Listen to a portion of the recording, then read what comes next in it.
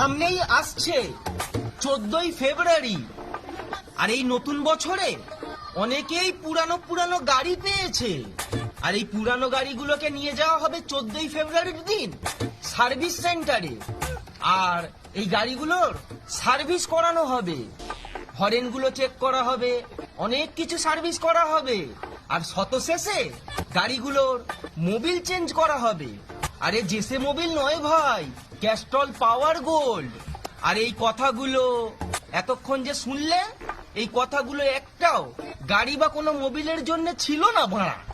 যদি না বোঝো তাহলে এক কাজ করো, রাজুদার পরোটা খাও, 30 নয় 40 নয়, মাত্র 50 টাকা।